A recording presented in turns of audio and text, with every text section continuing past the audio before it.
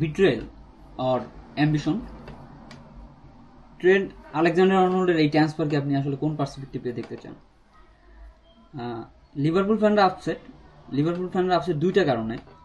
একটা হচ্ছে Arnold Real মাদ্রিদে চলে গেছে। লাস্ট 3-4 বছরে আসলে এই যে রিয়াল মাদ্রিদ আর লিভারপুলের যে রাইভালিটিটা, এটা আসলে একটা ইন্টেন্স সিচুয়েশনে ছিল। অ্যান্ড অ্যানাদার থিং ইজ, আর ইম্পর্টেন্ট পার্ট যেটা আর কি, ট্রেন্ট আলেকজান্ডার আর্নল্ড ফ্রি ট্রান্সফারে চলে গেছে। সো আর্নল্ডের মতো একটা প্লেয়ার যখন ফ্রি ট্রান্সফারে চলে যায়, এটা আসলে আপসেট হওয়াটাই স্বাভাবিক। And this is football. So আমি আসলে আজকে এগুলো নিয়ে কথা বলতে চাচ্ছিলাম না। আমি কথা বলতে চাচ্ছি আসলে, will Arnold makes Real Madrid better? মাদ্রিদের পার্সপেক্টিভ থেকে আসলে দেখতে গেলে মাদ্রিদ লাস্ট 3-4 বছরে আসলে ফুল ব্যাক নিয়ে অনেক সাফার করছে। নট লাইক যে ফুল ব্যাক, মাদ্রিদ ডিফেন্সিভলি অনেক সাফার করছে। সো আর্নল্ডের মতো একটা প্লেয়ারকে পাওয়া আসলে মাদ্রিদের জন্য blessing. I want to explain some technical things like Arnold আসলে রিয়াল মাদ্রিদকে কি দিচ্ছে as a player. So first thing হচ্ছে যে আর্নল্ড ওয়ার্ল্ড ফুটবলে one of the best right back right now. আর আপনি যদি অফেন্সিভলি বলতে চান তাইলে he is the best. Offensively Arnold is the best, ultimate best midfield, ultimate best full back right now. So এটা আসলে মাদ্রিদের জন্য blessing.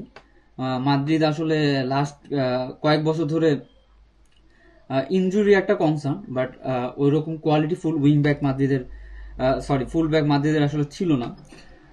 After Marcelo, Carvajal is good, but attacking পার্সপেক্টিভে চিন্তা করতে গেলে আসলে is not good enough for Real Madrid. But কারভালের বয়স হয়েছে, এটাও একটা কনসার্নের জায়গা। অ্যানাদার থিং ইজ আর্নল্ডকে আপনি আসলে অ্যাজ এ মেকশিফট উইঙ্গার হিসেবেও ট্রাই করতে পারবেন। মানে ট্যাকটিক্যালি এটা আসলে একটা কোচের জন্য মানে ভার্সেটিলিটি ক্রিয়েট করে যে আর্নল্ডের মতো একটা প্লেয়ার যাকে চাইলে আপনি মিডফিল্ডেও খেলাইতে পারবেন, এবং যেটা লুকাস ভাস্কেজের সাথে হয়।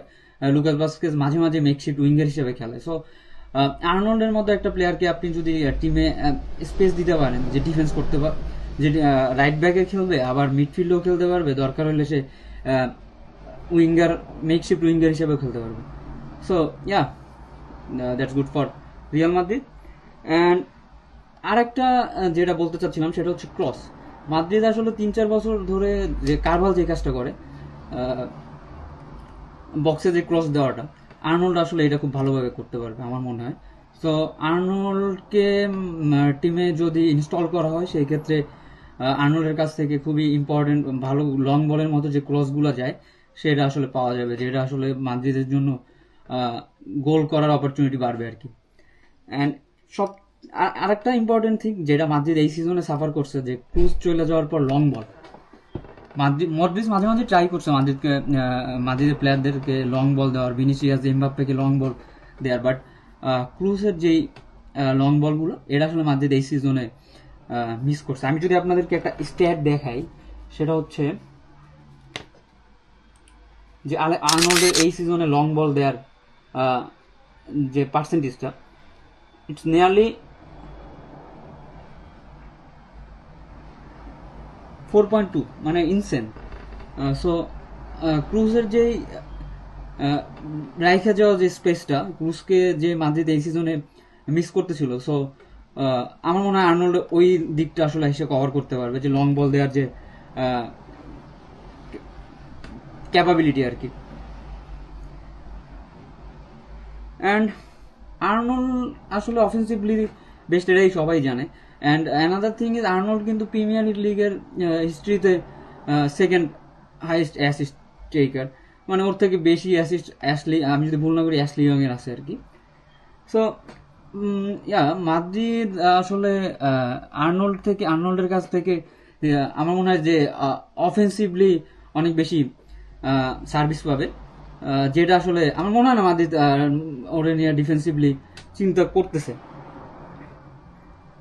আর নেক্সট থিং যেটা আর্নল্ড মাদ্রিদকে দিতে পারে, সেটা হচ্ছে সেট পিস অ্যাবিলিটি। মাদ্রিদে আসলে ক্রিস্টিয়ানো রোনালদো, গ্যারেথ বেল যাওয়ার পরে সেট পিস নিয়ে আসলে ওই রকম কোয়ালিটিফুল কেউ আসলে আসে নাই। সব থেকে বড় ব্যাপার, ভালো ভালো সেট পিস নিতে পারে টনি ক্রুস, ভালো সেট পিস নিতে পারে, কিন্তু টনি ক্রুস, লুকা মডরিচের পরে আসলে যখন আপনি কর্নারের কথা চিন্তা করবেন, সেই ক্ষেত্রে কিন্তু মানে যে মাদ্রিদের টিমে এখন আসলে ওই রকম কেউ নাই যে আসলে ক্রস কর্নার দিতে পারবে আর কি, ভালো কর্নার, ভালো ক্রস করার ক্যাপাবিলিটি যেটা আর কি। সো ওভারঅল এটা আসলে মাদ্রিদের জন্য একটা অ্যাডভান্টেজ। অ্যান্ড আর একটা কথা নিয়ে যদি বলতে চাই তাহলে হচ্ছে চান্স ক্রিয়েশন ক্যাপাবিলিটি, যেটা আর কি প্রিমিয়ার লিগে আলেকজান্ডার আর্নল্ডের ডেবিউ হওয়ার পরে, মানে 2016-এর পর থেকে ওর চান্স ক্রিয়েশন হচ্ছে 516টা, যদি ভুল না করি, 516টা। ওর থেকে বেশি চান্স ক্রিয়েশন করছে জাস্ট ডি ব্রুইনা। আপনি চিন্তা করেন যে ডি ব্রুইনার খেলা আর আলেকজান্ডার আর্নল্ড যে পজিশন থেকে খেলে আর কি, চান্স ক্রিয়েশন করাটা কতটা ডিফিকাল্ট আর কি। সো এটাই যে ওর chance creation capability. Offensively Alexander Arnold মাদ্রিদের জন্য ব্লেসিং, আমার কাছে মনে হয় যেটা আর কি। Offensively he is very good enough for this team. ওরা যদি এই টিমে ঠিকভাবে ইনস্টল করা যায় তাইলে আসলে অনেক ভালো আউটপুট পাওয়া যেতে পারে। বাট ডিফেন্সিভলি কনসার্নের জায়গা রয়ে গেছে। সো ডিফেন্সিভলি আমি যদি উইকনেসের কথা বলতে চাই তাহলে আসলে যে ডিফেন্সিভলি ওই পার্টটা চলে আসে। Defensively is not good enough. এটা আমরা আসলে ডিফেন্সিভলি অনেকবার সাফার করতে দেখছি। বিনির সাথে অনেকবার সাফার করছে বিগ ম্যাচে। তারপর প্রিমিয়ার লিগে মাঝে মাঝে দেখা যায় আসলে পজিশনালি ওই জায়গাটায় থাকে না, এরিয়াল ডুয়েল জেতার পার্সেন্টেজ। সো আমি যদি আপনাদেরকে একটা স্ট্যাট দেখাই বাস্কেজের সাথে ওর ডিফেন্সিভলি যেটা কম্পেয়ার আর কি, এইখান থেকে আমি যদি দেখি ওর এরিয়াল ডুয়েল লস্টের পার্সেন্টেজ অনেক বেশি ভাস্কেজের থেকে। ভাস্কেজের হচ্ছে 57.14 অ্যান্ড ওর হচ্ছে 80। অ্যান্ড গ্রাউন্ড ডুয়েলেও পার্সেন্টেজটা আসলে কাছাকাছি বলা যায় ভাস্কেজের সাথে। তো ঠিক আছে, আমার মনে হয় যে আলেকজান্ডার আর্নল্ডের মতো একটা প্লেয়ারকে কিনে মাদ্রিদ অথরিটি বা আনলো আঞ্চলতি আসলে ওইভাবে চিন্তা করবে না যে ওকে দিয়ে আমি ডিফেন্স করাবো। নেক্সট সিজনে কার্লো আঞ্চলতি থাকবে কিনা এটা আসলে বলা ডিফিকাল্ট, বাট ওইটাই আর কি। আমার মনে হয় না মাদ্রিদ চিন্তা করবে যে ওরে দিয়ে আমি ডিফেন্স করাবো। So at the end of the day যদি আমি বলতে চাই, দ্যাটস এ বার্গেন ডিল। ফ্রিতে আর্নল্ডের মতো একটা প্লেয়ারকে নিয়ে আসা, ইটস হিউজ। কারণ হচ্ছে আর্নল্ডের মতো একটা রাইট ব্যাককে আপনি যখন সাইন করাতে যাবেন, it's nearly 70 to 80 million minimum. And এরকম একটা প্লেয়ারকে ফ্রি নিয়ে আসে, so it's a blessing. Let's see next season আসলে এই টিমটা আসলে কিরকম করে। অলরেডি আর্নল্ড চলে আসছে, এছাড়া আমার মনে হয় যে আরো 2-1টা সাইনিং হওয়ার চান্স আছে।